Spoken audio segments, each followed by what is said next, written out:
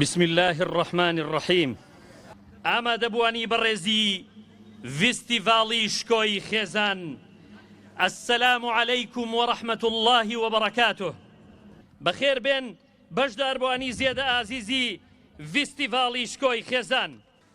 ئێستاش داوا لە قورئان خوێنی دەنگخۆشی دەڤەرەکەمان بەڕێز کاک وەستا سەلاح دەکەین با بفەرمێت بۆ خوێندنی چەند ئایەتێک لە قورئانی پیرۆز.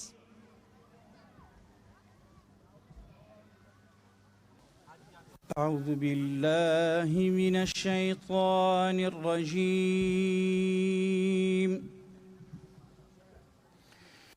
بسم الله الرحمن الرحيم. عسى ربكم أن يرحمكم وإن عدتم عدنا وجعلنا جهنم للكافرين حصيرا.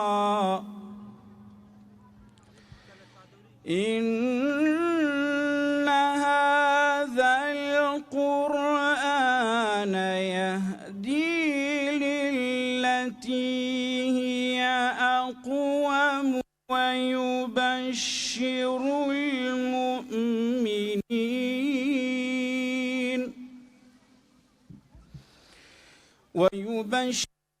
المؤمنين الذين يعملون الصالحات أن لهم أجرا كبيرا،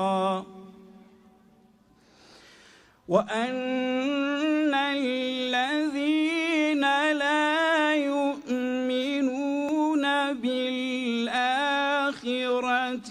أعتدنا لهم عذابا أليما. ويدعو الإنسان بالشر دعاءه بالخير وكان الإنسان عجولا. ئێستاش بەڕێز دکتۆر ڕزگار قادر سەرۆکی لیژنەی ئامادەکاری فیستیڤاڵ وتەی لیژنەی فیستیڤاڵ پێشکەش دەکات، با بفەرمێ. بەناوی خوای بەخشندەی میهرەبان، سوپاس و ستایشی بێپایان بۆ خوای گەورە و میهرەبان. درود و سڵاو بڕژێ بەسەر جانی پاچی پێغەمبەری ئازیزمان، بۆ سەرجانی یار و یاوەران و دۆستانی هەتا ڕۆژی پەسەڵان. بەڕێزان، فیستیڤاڵەکەی ئەم جارەمان لەژێر ناونیشانی فیستیڤاڵی شکۆی خێزان لە بەشداری 3100 خوشکی باڵاپۆش و هەروەها نزیکەی 300 هاوسەری نوێ و تازە و نزیکەی 100 نەوجەوانی کوڕ و کچی قورئان لەبەر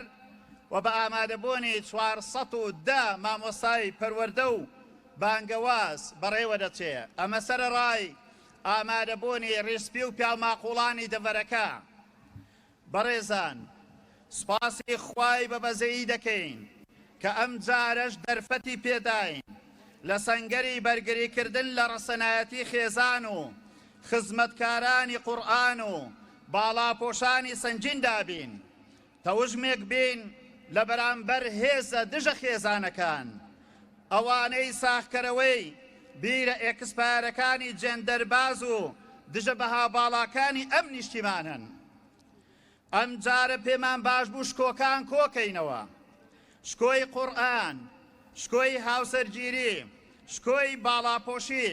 لە ژێر ناونیشانی شکۆی خێزان لە خزمەتی ژمارەیەکی بەرچاو لە مامۆستایانی خەمخۆری بانگەواز و پەروەردەدا. بۆیە داواکارین لە خوای بەبەزەیی ئەم کارەمان جێگەی ڕەزامەندی و پێخۆشبوونی زاتی پاچی بێ و پاشان هیوادارین ئەم کارەمان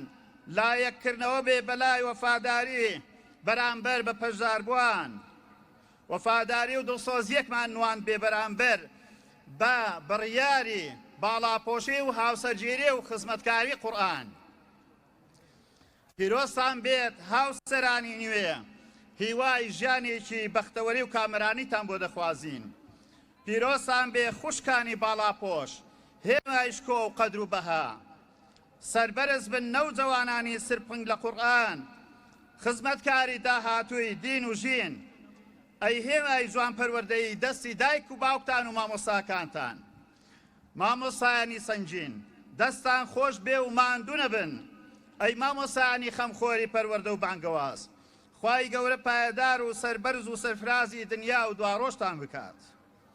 دەمانەوێت لێرە داوای لێبوردنیش لە هەموو ئەو بەڕێزانە بکەین کە بەهۆی ئاگادار نەبوون یان پێنەزانین نەمانتوانی بەشداریان پێ بکەین. بێگومان کاری هیچ کەسێک بەدەر نییە لە کەموکوڕی، بۆیە داوای لێبوردنیان لێ دەکەین کە ئەگەر نەمانتوانی بێ لە خزمەتیاندا بووبین، پشتیوان بەخوای پەروەردگار لە داهاتوودا بۆیان قەرەبوو دەکەینەوە لە پرۆژەی تردا. لە کۆتاییدا داواکارین لە خوای پەروەردگار پاداشتی یەک بە یەکی بەشداربوونی جەنابتان و ئامادەکارانی ڤیسیڤال بە تێکرا بداتەوە، و داواکارم لە خوای پەروەردگار ئەم کارەمان جێگەی ڕەزامەندی ئەو بێت و تەوفیقمان بدات بۆ هەر کارێک کە ئەو پێی خۆشە و لێی ڕازیە لە داهاتوودا بە خزمەتی باشتر و بە پرۆژەی باشتر خزمەت بەڕابوونی ئیسلامی بکەین. ئێوەش هەر شاد و سەربەرز و سەرفراز بن. وەسەلام عەلەیکم وەڕەحمەت الله وبەرەکاتوه. بەڕێزان، ئێستاش گوێبیستی سرودێک دەبین کە بەرهەمێکی نوێ و تایبەت بە ڤیستیڤاڵ ئامادەکراوە لەبارەی شکۆی خێزان لەلایەن بەڕێز کاک هونەرمەند هێمن پێنجوێنی کە تەشریفیان هێناوە بۆ شارەکەمان و لەگەڵماندان. ئێستا بەڕێزیان با بفەرمون بۆ سەر ستەیج بۆ پێشکەشکردنی بەرهەمەکەیان. کاکێ من فەرموو.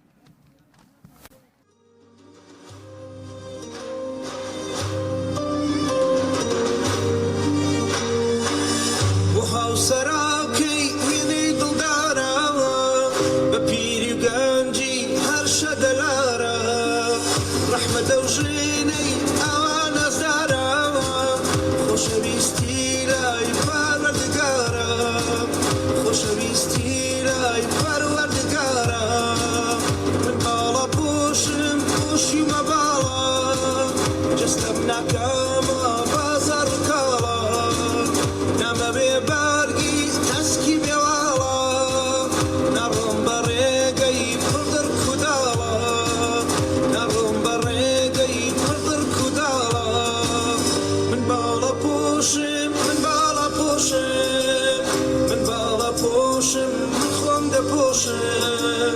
وریاو بەهاستم بێدارە هۆشم وریاو بەهاستم بێدارە هۆشم من باڵە پۆشم من باڵە پۆشم من باڵە پۆشم من خۆم دەپۆشم وریاو بەهاستم بێدارە هۆشم وریاو بەهاستم بێدارە هۆشم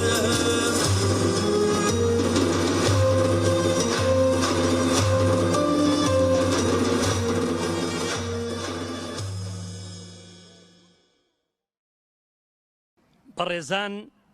ئێستاش بەیەکەوە گوێ دەگرین لە پەیام و پەیڤەکانی بەڕێز مامۆستا عەلی باپیر، سەرۆکی کۆمەڵی دادگەری کوردستان. با بفەرمێ.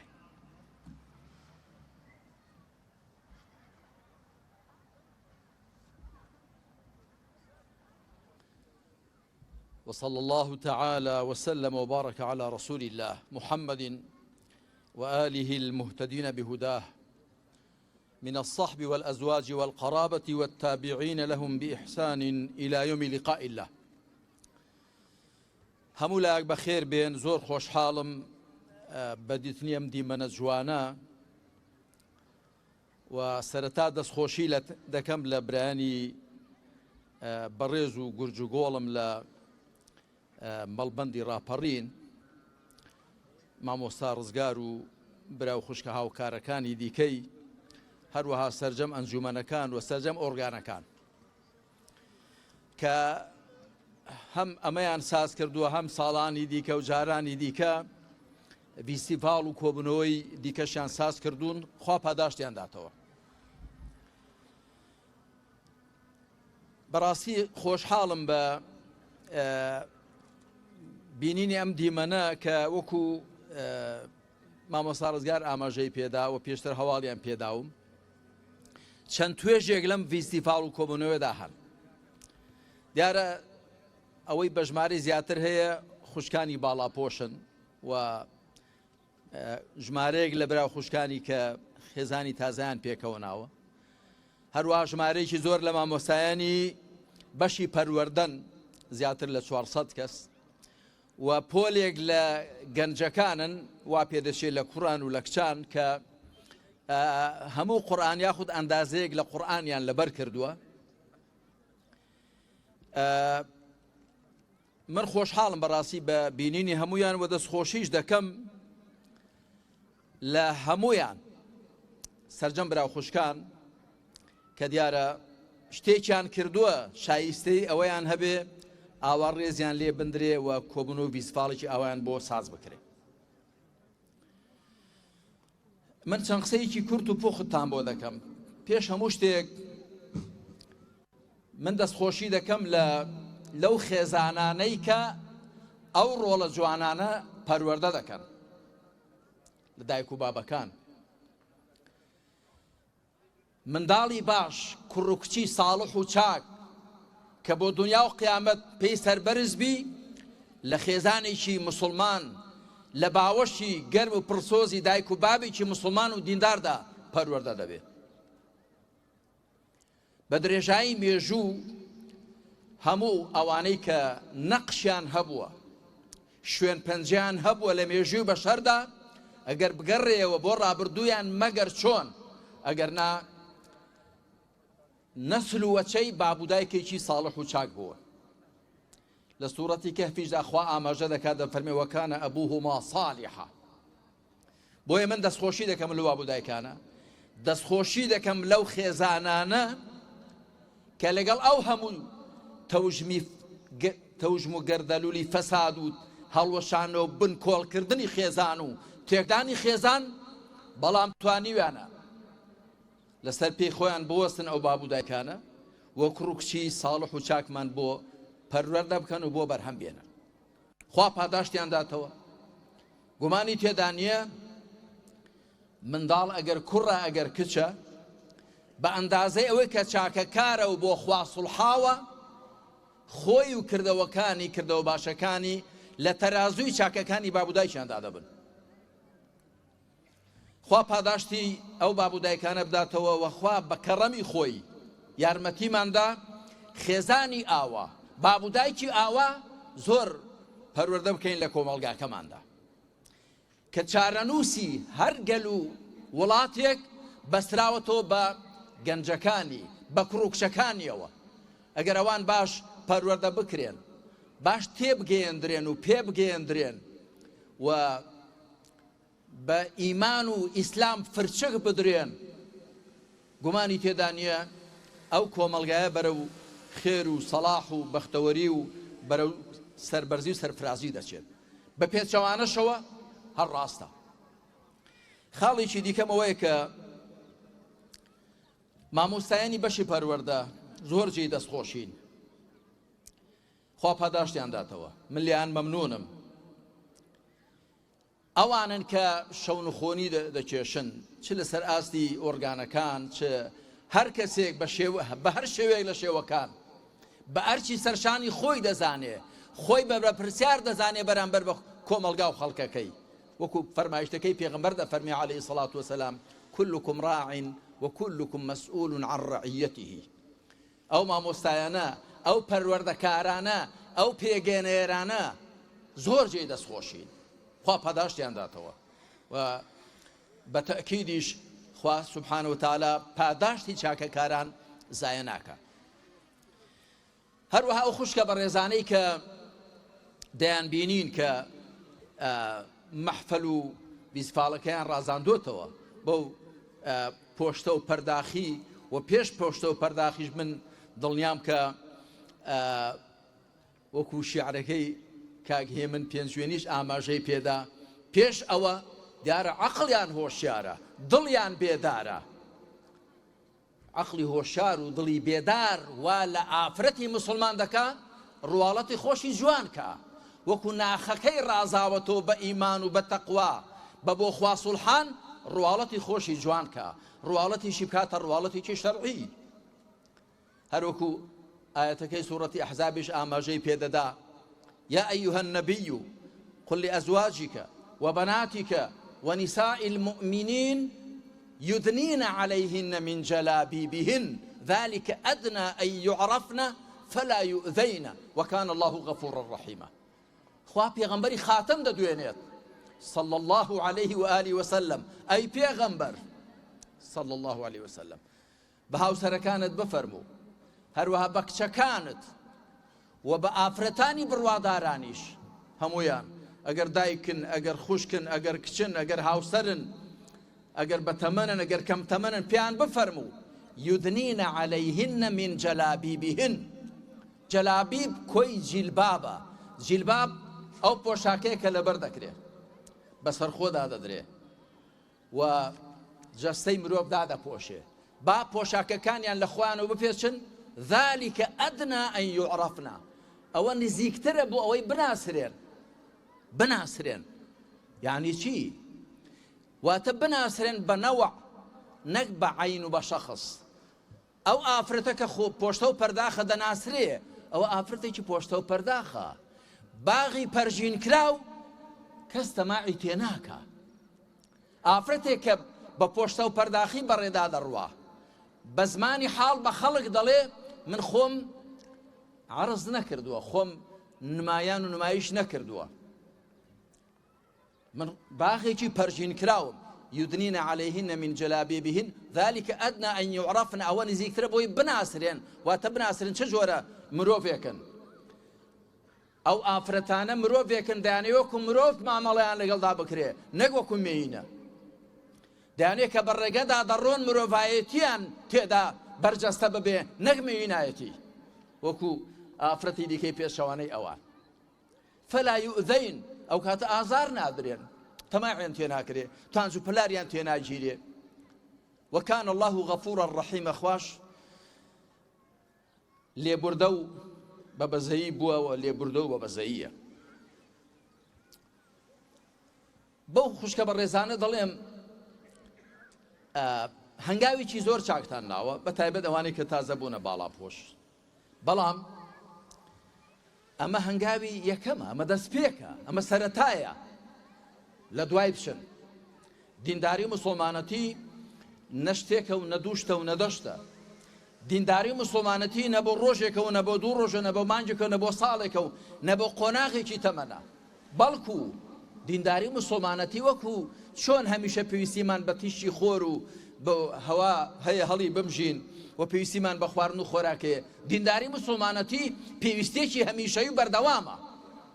وەکو خوا بە پێغەمبەری خاتەمی فەرمووە صلى الله عليه وآله وسلم واعبد ربك حتى يأتيك اليقين هەتاکو مردنت دەگاتێ بەندایەتی بۆ پەروەردگارت بکە نەک وەکو هەندێک خەڵکی لاڕێ و هەتڵە بوو وا حاڵی بوون هەتا یەقین و دڵنیاییت بۆ دێ نا خۆ پێغەمبەر عەلەیهی سەڵات وسەلام هەر لە یەکەمین هەنگاوەوە دڵنیا بووە خۆ هەموو شتێکی خستووەتە دڵی مبارەکیەوە بەڵام هەتا مردنت دەگاتە سەر چونکە مرۆڤ هەموو کەس دڵنیایە کە مردنێکی لە پێشە هەمومانێکی مردنێک قەرزدارین بۆیە با خوشکەکان ئەوە بەدەستپێک و سەرەتا بزانن بەڵام بیش نەدوێ و دڵنیاش بن هیچ کەسێک ئەگەر ئیمان بە حەق بێنێ لەو حەقە پاشگەز نابێتەوە بە مەرجێک تێیگەی بێ و تامی کرد بێ و لێی چێشت بێ ئەوانەی کە 4 ڕۆژ دەبنە باڵاپۆش یاخود نوێژ دەکەن دوایی لێ دەچنەوە لەبەرەوە کە هەروە سەرکێڵانە گرتویانە هەروە سەرتوێژێکیان لێگرتووە نەچوونە نێو ناخوونێەوە ڕۆژیەوە ئەم نامۆژگاری خوشکەکان دەکەم و برایەکانیش با بە دینداریدا قوڵ بینەوە قوڵ بچینە نێو بنج و بناوانی دینداری لە ڕێی چیەوە لە ڕێی زیاتر تێگەیشتن لە کەلام و فەرمایشتی خوا و پاشان ڕێباز و ڕێوشوێنی پێغەمبەری خوا صلى الله عليه وآله وسلم لێ تێگەیشتن و دوایش تێدا پێگەیشتن چونکە ئەوە تێگەیشتی حاڵی بووی ئەو جا دەبێت لە خۆتیدا بکەی بە حاڵ ئەوە تێگەیشتی بەڵام ئەوجا پێ بگە وەکو من مەوسوعەیەکم هەیە بە ناوی بەرەو باشتر تێگەیشتن و پێگەیشتن هەروەها ئەو پۆلە گەنجەش کە دیارە قورئانیان لەبەر کردووە کەم و زۆر دەستخۆشیان لێ دەکەم پیرۆزباییان لێ دەکەم پێشیان دەڵێم ئامۆژگاریشیان دەکەم پێش ئەوان هی خۆم با قورئان لەبەرکردنمان بۆ ئەوە بێ کە زیاتر لێ تێبگەین لێ تێگەیشتنمان بۆ ئەوە بێ زیاتر بەهۆیەوە پێ بگەین وەکو پێغەمبەری خاتەم صلى الله عليه وآله وسلم دەفەرمێ إن الله يرفع بهذا الكتاب أقواما ويضع به آخرين خوا بەم کتێبە کۆمەڵانێک خەڵکانێک بەرز دەکاتەوە و کەسانێکیشی پێ نزم دەکاتەوە جا قورئان چۆن خەڵک نزم دەکاتەوە ئەوەی دژی قورئان بێ قورئان نزمی دەکاتەوە بەڵام دەست بە قورئان و بگرە بەرزت دەکاتەوە بە درێژایی مێژوو تەماشای مێژووی ئومەتی پێغەمبەر بکەن عەلەیهی سەڵات وەسەلام چێ دەستی بە قورئانەوە گر بێ پێی بەرز بۆتەوە چ وەکو تاک چ وەکو کۆمەڵ چ وەکو نەتەوە و خەڵک و کۆمەڵگا بۆیە بە ئەوانیش لەبەرکردنی قورئانیان بەدەستپێک و هەنگاو بزانن هەنگاوی یەکەم بزانن نەک بە کۆتایی کارەکەیان و بە هەوڵدەن ئەوەی کە لەبەریان کردووە ئەوەندە بیخوێن و کاری پێ بکەن و لێی تێبگەن لە دڵیاندا ببێ بە مەلەکە منیش ئەزموونی لەبەرکردنی قورئانم هەیە منیش کاتی خۆی تەمەنم 19 ساڵ بۆ قورئانم هەموو لەبەر کردووە بەڵام قورئان لەبەرکردن ئاسانترە لە هێشتنەوەی من کاتی خۆی هەموو قورئان بە مانجێک لەبەر کرد کە لە شەشی ئامادەیی بووم 40 ڕۆژ ئیزندرا بووینەوە بۆ سعیکردن مانجێکم بۆ لەبەرکردنی قورئان تەرخان کرد 10 ڕۆژیش بۆ سعیکردن لەخوا بەزیاد بێکەمیش بووم بەڵام قورئان لەبەرکردن ئاسانە هێشتنەوەی قورسە هێشتنەوەی بە زەحمەتە و پێشم وایە کە هەر کەسێ بێوێ قورئانی لەبیر نەچێدەیە بەردەوام لە نوێژە فەرض و سونەتەکانیدا بیخوێنێ قورئان بکات بەویر بیخوێنێ و کارلێکی لەگەڵدا بکە کاری پێ بکە قورئان بۆ هەر بۆ ئەوە نییە بیخوێنین و لەبەری بکەین بەڵکو بۆ کاری پێ بکەین لە ژیانی تاچی و خێزانی و کۆمەڵاتی خۆماندا ڕەنگی پێ بدەینەوە ئەنجا لەبارەی شکۆی خێزانەوە کە ئێمە هەموو دیسفاڵەکە بە ناوی شکۆی خێزانە بەڕاستی ناوێکی باشتان بۆ هەڵبژاردووە بەڕاستی خێزانی شکۆدار خێزانی پایەدار خێزانی بە حەیا و حورمەت خێزانی سەرکەوتوو ئەو خێزانەیە کە لەسەر بناغەی ئیمان بنیاد نەرابێ شکۆی خێزان حورمەتی خێزان ڕێزی خێزان بە ئیمانەوەیە هەر بۆیەش بەڕێزان تەماشا بکەن لە ڕۆژگاری پێغەمبەردا صلى الله عليه وآله وسلم چێ دژی ئەخلاق بوو چێ دژی خێزان بوو چێ دژی پاچی بوو منافقەکان عەبدوڵڵای کوڕی ئوبەی کوڕی سەلول وەکو لە صەحیح بوخاری مسلمدا هاتووە هەندێک کەنیزەکی هەبوون کەنیزەک ئافرەتی کۆیلە بە زۆر زینای پێدەکردن هەتا خوا ئەم ئاەتەی سوورەتی ئەننووری دابەزاند ولا تكرهوا فتياتكم على البغاء إن أردنا التحصن لتبتغوا عرض الحياة الدنيا ومن يكرههن فإن الله بعد إكراههن غفور رحيم دفرمي كشكانتان نيفرمو كنيزككانتان وشيء أمل لقرآن دا نهاتوا وشيء عبد لقرآن دا نهاتوا كشكانتان واتا أو أفرتا كنيزكانا ناچار مەکەن زینا بکەن بۆ ئەوەی پارەیان پێ پەیدا بکەن ناچاریان مەکەن ئەمە عەبدوڵڵای ئوبەی کوڕی سەلول بوو و هەندێکی دیکە لە منافقەکانی مەدینە ئێستاش تەماشا بکەن براو خوشکەکان لەم کۆمەڵگای ئێمەدا کێ دژی ئەخلاق و خێزانە کێ ڕەواز بە بێ ئەخلاقی دەدا کێ ڕەواز بە بەدڕەوشتی دەدا کێ دەیەوێ خێزانەکان هەڵۆشێنێتەوە کێ دەیەوێ گەنجەکانمان سەراسیمە و سەرگەردان بکە کێ دەیەوێ گەنجەکانمان بەد ئەخلاق و فاسید کە تێکیاندا ئەوانەی ئەهلی نیفاقن ئەوانەی خۆ بە موسڵمان پێشان دەدەن بەڵام لە دڵیاندا ڕقیان لە ئیسلامە منافق كسيك المنافق من يظهر الإسلام ويبطن الكفر. منافق كسي إسلامتي في شان دا بلام كفر لدري خويدا پنهان دكا. ئێستاش هەروایە. ئێستاش ئەوانەی کە دژی خێزان و شکۆی خێزان و حیا و حورمەتی خێزانن و دەیانەوێت شوکڕەکانی ئێمە بەرهەڵداکەن ئەهلی نیفاقن. بۆچی؟ خوای پەروەردگار لە قورئاندا وەڵاممان دەداتەوە. دەفەرمێ گەلی لووط سەڵات و سەلامی خوا لەسەر لووط بێ. چیان دەگوت؟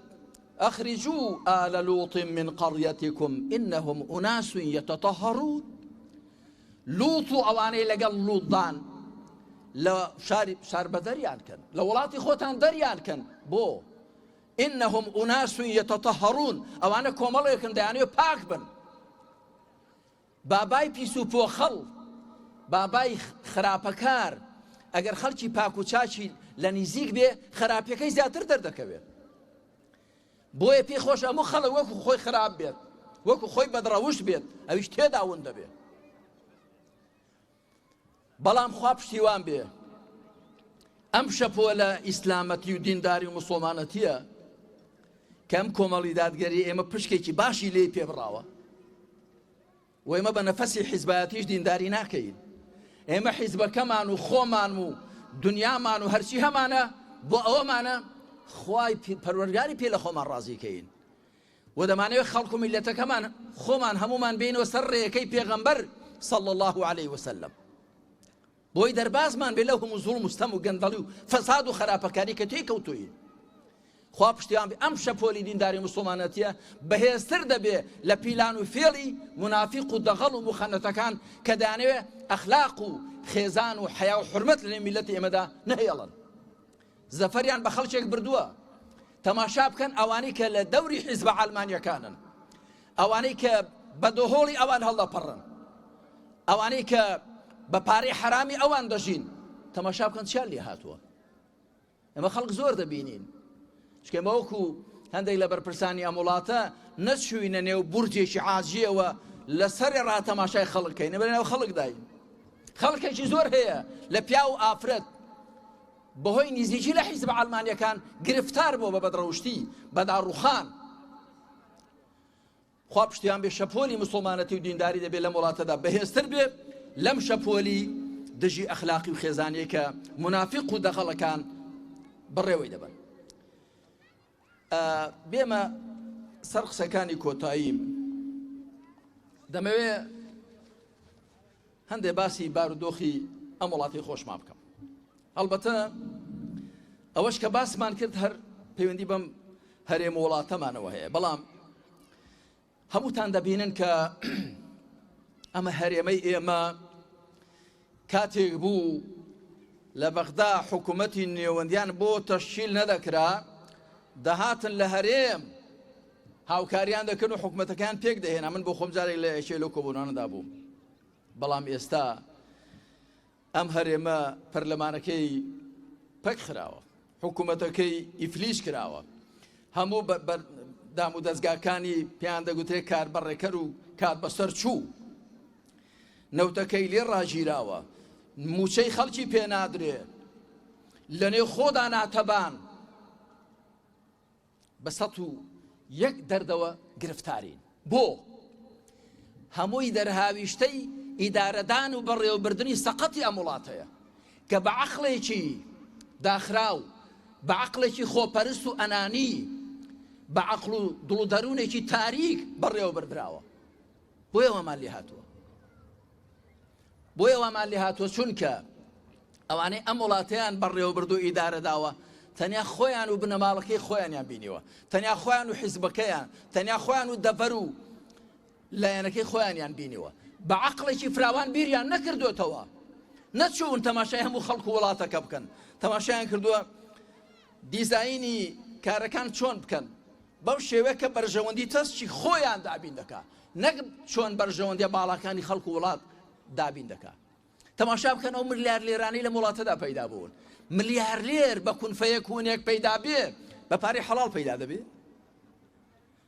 یاخود شەریکە دزە لەگەڵ بەرپرسێکی دزدا، بە تەئکید وایە ئەوەی دووەمیانە. ئەو ملیار لێرانەی کە پەیدا بوون لە نێو میلەتێکی هەژاردا لە نێو میلەتێکدا کە موشەی بەنیوەشی دەدرێت یان نایدرێتێ ئەمە شتێکی زۆر ناتەندروستیە وەکو زانایکی کۆمەڵناس دەڵێ لە هەر شوێنێک شیای بەرزت بینی شیوی زۆر قوڵیش دەبینی و مستەفا لوطی منفەلوطی ئەدیبێکی میسریە کاتی خۆی لە لوبنان ژیاوە دەڵێ بابای زۆرخۆر کەسجی دێشێ ئەوە بەشی برسیەکەیە خواردوێتی جا برسیەکە لە برسانسجی دێشێت تێرەکەش لەوەی کە زیادی خوا دەستجی دێشێ ئەم میلەتەی ئێمە زۆری وای لێ هاتووە چارەسەر چییە؟ ئێمە دەرد و گرفتاریمان زۆرە لە نێو خۆدا ناتەبا گرژ بۆ پاشان خەڵک بێزار تووڕان نیگەران نائومێد ئەوە دیارە لەگەڵ بەغدا ناتەوا و لەگەڵ تورکیا ناتەوا و لەگەڵ ئێران لەگەڵ ڕۆژئاوا و ئەمریکا کە ڕۆژێک لە ڕۆژان هاوکارێکی تۆیان کردبێ ئێستا ئەوانیش لێت نائومێد بوون ئەوانیش دەزانن کە بەو شێوە هیچ خێرت پێوە نییە من زانیاریم هەیە چارەسەر چییە؟ چارەسەرەوەی بگەڕێنەوە بە لای خوا سوبحانە وتعالە ئەو دەرد و نەهامەتیانە هەمی لەوە هاتوون کە حسابی لای خوامان نەکردووە حسابی قیامەتمان نەکردووە حسابی ئەومان نەکردووە کە ئێمە ژیانێکی کاتیمان هەیە لەسەر زەوی تێیدا تاقی دەکرێنەوە دەچینەوە بەردەم خوای پەروەردگار ئەگەر ئینسان ئەو هەستەی هەبێ ئەگەر ئەو هەستەی هەبێ هەڵوێستەکەشی بە پێی هەستەکەی دەبێ گومانی تێدا نییە ئەوە یەک دوو چارەسەرەوەی کە ئێمە لەو قەپێلکی تەسکی بنەماڵەچێتی و حیزبگەرایی و دەڤەرگەرایی ئەوانە بینە دەرێ بینە نێو فەزای فراوانی وڵات پارێزی و وڵات پەروەری و نیشتیمان پەروەری و خەڵک پەروەری ئەو ناز و نیعمەتەی کە خوا دایناوە لە وڵاتەدا خۆ هەر بۆ ماڵێک و دوو ماڵ و چەند ماڵێک و بۆ حیزبێک و بۆ عەشیرەت و بنەماڵەیەک نییە هی هەموو کەسە هی هەموو لایەکە والأرض وضعها للأنام خلق لكم ما في الأرض جميعا بالە قاو و قەپێلکە تەسکەکان بینە دەرێ بینە فەزای فراوانی وڵات پارێزی و نیشتیمان پەروەرەتی و ئاگامە لە خەڵک بێ سێ با جورئەت و بێوێری ئەوەمان هەبێ ئەو غەڵەتانەی هەمانە داریان پێدا بێنین ئەگەر بڵێم تا ئێستا بەرپرسێکم لە ماوەی 32 ساڵ 33 ساڵی ڕابردوودا کە ئەم ئیدارە سەر بە خۆی هەرێمەمان هەیە بەرپرسێکی ئەم وڵاتەم نەبینیوە بێوێری ئەوەی هەبێ بڵێ غەڵەتمان کرد تەنانەت بۆ شەڕی نێوخۆ تیان وەڵای ئەمە زۆر بێخەتاین دیارە خەڵک شێت بۆ تێک بەر بووە ناشیرینە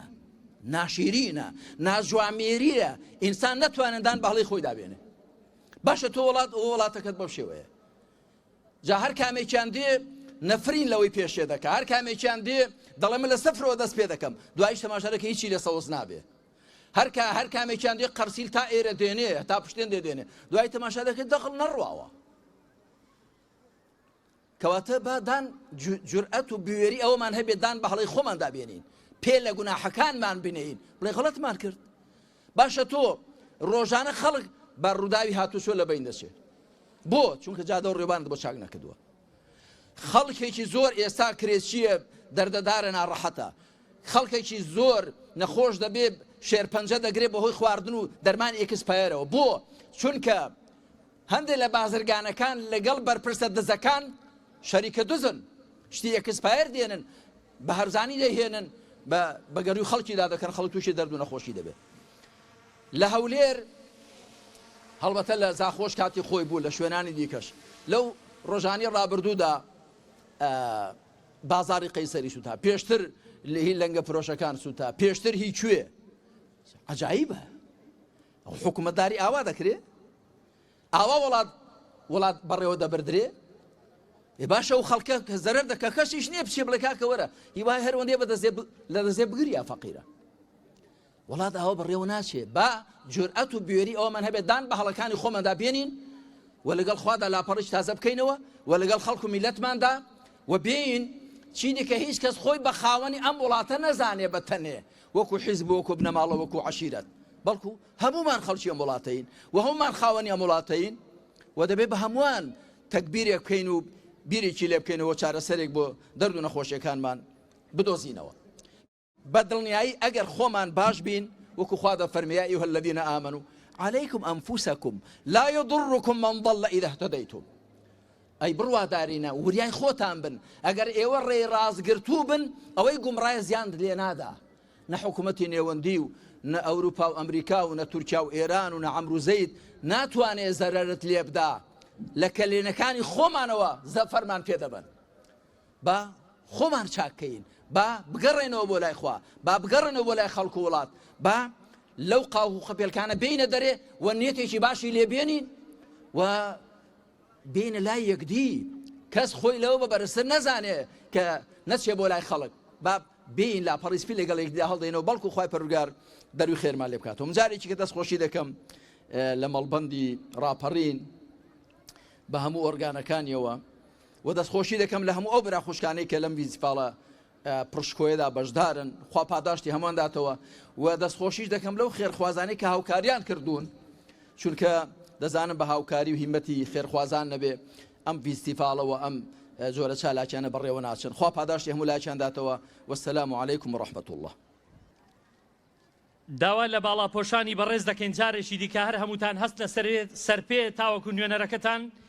چەند قسەیەک دەکات بە ئەزیەتی مەزانن فەرموون هەستنە سەرپێ فەرموو دادی بەڕێز. سەلام عەلەیکم بە ناوی پەروەرێنی تاقانە و بێهاوتا سڵاوتان لێبێ. من ناوم سۆزیار مەحێدینە وەک دەبینن ئێستا باڵاپۆشم بەرگی حەیا و حیفەت و شکۆم پۆشیوە. دەزانن من ماوەیەک بوو لەگەڵ دەروون و نەفسی خۆم لە ململانەیەکی تند و دەستە و یەخەدا بووین. ئەو دەیگوت کچێ بەخوای گوناهە ئەو هەموو جوانی و خاتون خانمیە نازدارەت بشاریەوە و لە خەڵکی خودای ونکەی بۆ مەگەر خوددا تۆی بەو هەموو ناسکی و جوانیەوە بۆچی خوڵقاندووە؟ مەگەر بۆ ئەوە نییە کە خەڵک بڵێ سەد ماشا ئەڵڵا لەو شۆخی و شەنگیە؟ منیش لەبەر خۆمەوە دەمگوت ئێ باشە ئەو هەموو خاتونە سالارانەی کە لە ڕۆژگاردا ناویان بە شکۆمەندی تۆمار کراوە بۆچی بە گوێی نەفسی خۆیان نەکردووە و وەک تۆپە گوڵ خۆیان پێچاوەتەوە و جوانیەکانیان ئاوێتەی شەرم و حەیا و حیشمەت کردووە و لە چاوی بێگانە و نامەحرەمیان شاردۆتەوە؟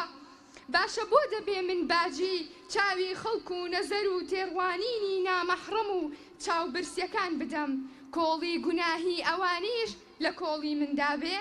شەڕی من و دەرونی ئارەزوو ویستم درێژەی کێشا و کێشمەکێشم و ململانەکەمان بەو ئاکامە گەیشت و تێگەیشتم ئەوەی هەڵم بژاردووە لە باڵا پۆشیەکەدا فەرمانی خودایە و بەختەوەری دنیا و دواڕۆژی تێدایە. ئێستا زۆر بێترس و باکم کە بە ڕێگادا دەڕۆم ناترسێم بە وێقارەوە هەنگاو هەڵدەگرم کە ڕەشەبایی نەفامی هەڵدەکات گڵەتەپە نامگرێ کە شتێکم لێکەوتە سەر زەوی زۆر بوێرانە هەڵی دەگرمەوە و شەرم ناکەم لەوە ناترسم شوێنێکی جەستەم دەرکەوێ خەڵک زوومی چاوی بخەنە سەر جەستە و ڕوخسارم تەواو ئازادم لەوەش گەڕێ کە دەروونم چەند ئارام و ئاسوودەیە و چەند بەقوڵی هەناسەی بەختەوەری و دەروون گوشادی هەڵدەمژم. ئۆخەی خودایە کە ئێستا باڵا پۆشم سوپاس بۆ دایک و باوکم سوپاس بۆ ئەوانەی بوون بە هاوکارم سوپاس بۆ هاوڕێکانم سوپاس بۆ ئێوە ئەی کۆمەڵی دادگەری سوپاس بۆ ئێوە ڕێک خەرانی فیستیڤاڵی شکۆی خێزان. دەستان خۆش زۆر سپاس بۆ باڵاپۆشانی بەڕێز فەرموون. ئێستاش بەڕێز دیندار موزەفەر حەمەد نوێنەری نەوجاوانانی قورئان لەبەر وتەیەک پێشکەش دەکات بە نوێنەرایەتی بەڕێزیان قورئان لەبەرانی بەڕێز با بفەرموون هەستنە سەر پێ وەکو ڕێزێک. دەستان خۆش فەرموون. سڵاوی خودای مەزن لەسەر هەموو لایەک بێ. زۆر جار گوێبیستی ئەوە دەبووم کە ئەولادی چاک ئەو ئەولادەیە کە زۆر گوێڕایەڵی دایک و باوکی بێ و لە قسەیان دەرنەچێ. لەوەش چاکتر ئەو ئەولادەیە کە نەفعی بۆ دایک و باوکی بێ و هەمیشە ئەو دایک و باوکە لە ڕاست ئەو ئەولادە ڕەحمەتیان بۆ بێ. و هەروەها خەڵک کاتێک کە چاکەیەک لێ دەبینن بڵێن هەی سەد ڕەحمەت لەو دایک و باوکە بێ کە ڕۆڵەی وەک تۆیان پەروەردە کردووە و لەوەش چاکتر ئەوەیە کە دەڵێن ئەوانە هاوڕێ و هاودەمی قورئانن ڕۆژانە ژیانیان جوانیان هەناسەیان ئاوازیان ئاوێتەی قورئانە و لەگەڵ قورئاندان و دەژین آخر ئەوان سەروەر لە بارەیانەوە دەفەرمێ هم ئەهڵ الله وخاصەتەه ئەوانە ئەهلی تایبەتی خوددان لە ڕۆژی دوایشدا هەر بەهۆی ئەوانەوە تازی ویقار دەخرێتە سەرسەری دایک و باوکیان لە بەهەشتدا ئەهلی قورئان بست بە بست باڵا دەکەن و لەگەڵ خوێندنی هەر ئاەتێک زۆرتر بۆ لای خوددایە باڵا دەکەن و پێیان دەگوترێ قورئان بخوێن و سەر بکەون بە پلیکانەکانی بەهەشتدا خوددایە ئەو هەموو شکۆمەندیە جگە لە قورئانەکەی تۆ لەکوێ دەست دەکەوێ ئەو هەموو بەرزی و ڕێزە جگە لە هاوڕێتی پەیامەکەی تۆ بەچی بەدەستدێ ئەو هەموو ویقار و عیزەتە جگە لە هاوڕێتی قورئان لەکوێ دەستگیر دەبێ خوددایە خۆت مەزنی پێغەمبەرەکەت مەزنە قورئانەکەت مەزنە هەڵگرانی قورئانەکەشت مەزنن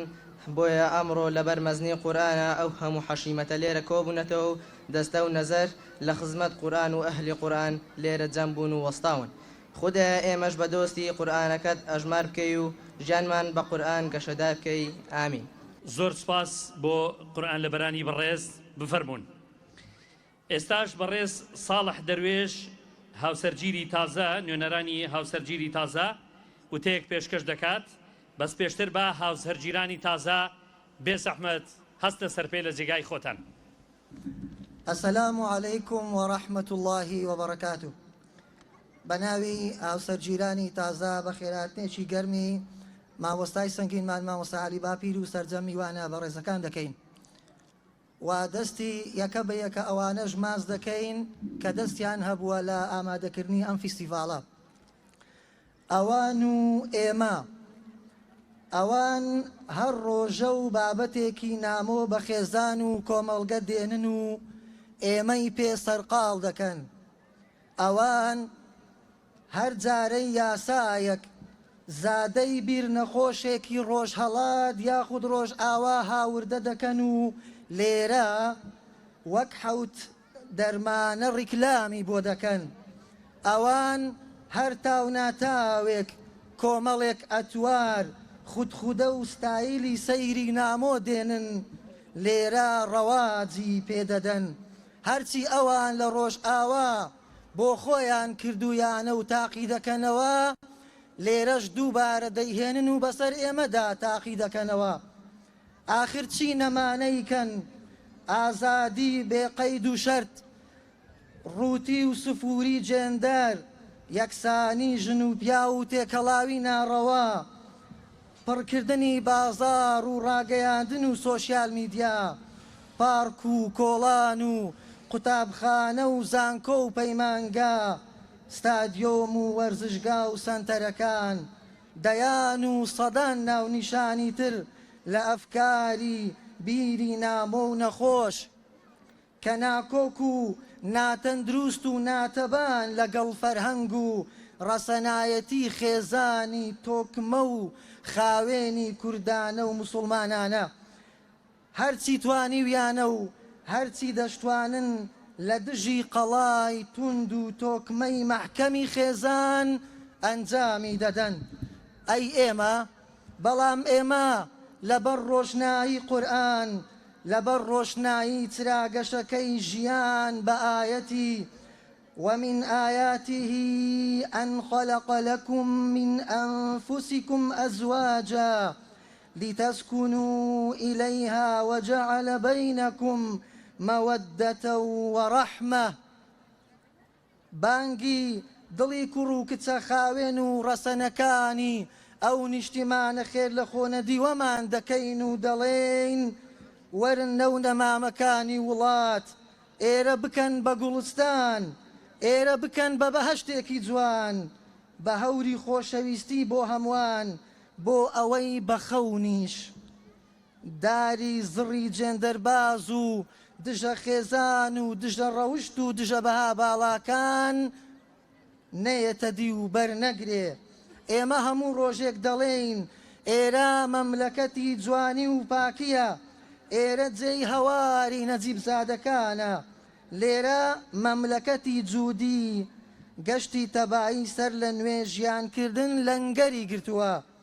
دەبێ هەمومان سرودی خوایەوەتەن ئاواکەی بڵێینەوە ئێمە هەموو ساتێک هەموو دەمێک نامەی وەسیەتنامەی قازی محەممەد و شێخ سەعیدی پیران و نەورەسی بۆ باڵای نیشتیمان دەڵێینەوە ئێمە هەر دەڵێین و دەڵێینەوە هەتا هەناسەمان مابێ پەیامی ڕاستی و ڕەسەنایەتی و تۆکمەی خێزان وەکو سرود بۆ گوند و شار و هەواری ئەم وڵاتە دەڵێینەوە و دەڵێینەوە سوپاس کۆمەڵی دادگەری کوردستان سوپاس فیستیڤاڵی شکۆی خێزان وەسەلام عەلەیکم وەڕەحمەت الله وبەرەکاتوه. بەڕێزان داوا لە نەوجەوانانی قورئان لەبەر دەکەین بفەرمونون بۆ سەر ستەیج بۆ وەرگرتنی خەڵاتەکانیان کە لەلایەن لیژنەی تایبەتمەندەوە پێیان دەبەخشرێت بەڵام پێویستە ڕوونکردنەوەیەک بدەینەوەیشەوەیە ئێمە قورئان خوێنەکانی کە دیاریمان کردوون ئەوانن ئەو بەڕێزانن کە تەمەنیان لە خوار 15 ساڵیەوەیە وەگەرنا خەڵکی دیکەی یان قورئان لەبەری دیکەی زۆر هەبوون کە تەنها مەبەستمان ئەوە بۆ کە ئەوانەی لە خوار 15 ساڵیەوەن بانکێشکراون و بەشدارن بفەرمونون لیژنەی تایبەتمەند بفەرمێ بۆ دابەشکردنی خەڵات.